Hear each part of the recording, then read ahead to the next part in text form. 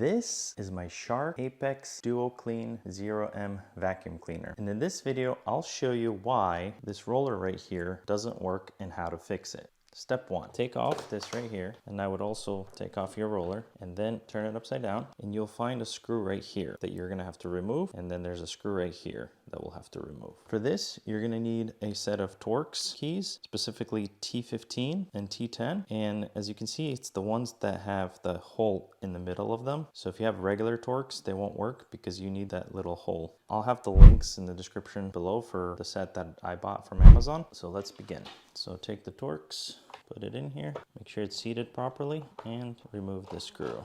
And the last screw that you have to remove is hidden behind this plastic piece, which was right here. You kind of have to pry it off. I messed it up a little bit, but basically it has little clips. And then this one's actually a T10 that you'll need, and it also has the little hole. It's hard to see. Basically remove that. Once you remove the screws, you want to basically try to pop it off, and you see the little gaps here. This is where I put in my screwdriver and try to kind of pry it off, and then it comes off. So once you take that off, you can pull this back, and you can see we have careful so that this doesn't come out. This is the spring latch that basically goes, yep, like that. Anyway, I can install it as long as I don't lose the spring. And then here's the culprit, basically the roll that got stuck here. It ripped this belt, so we're going to take this belt off, look at this number on the belt, and try to see if we can order a new one. We also have a limit switch right here, and basically what that does is when the cover plugged in, make sure it engages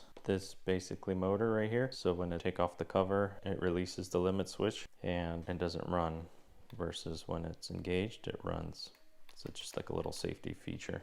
So I bought these belts on Amazon for about $8. It comes with a pair of 3. I'll show you what it looks like. So here's the number for the belt. And now we're just gonna put it on here. I think it's probably better to put it on this pulley first because it has like a little edge versus this doesn't. And just try to push it in there like this. Make sure it's seated nicely, and then pull it onto that like that. So now you'll see that the teeth are all engaged and I'm seated here pretty good. Rotate this right here to make sure it's working properly. And now we put it back together. If your piece comes out, it's really easy to install. There's basically this little stem right here, and take a little small screwdriver, push the spring back a little. The idea is to try to get the spring on it like that. So that way it sits and it can retract like this. Then we're gonna take this cover and basically orient it like this and put it back on like that to make sure it snaps. And then you're gonna put this screw back on. Then put this screw up back on, flip it over, and put the cover back on, and it's ready to test. And the moment of truth. Looks like it works great. Check out how I replaced this plug on this vacuum cleaner.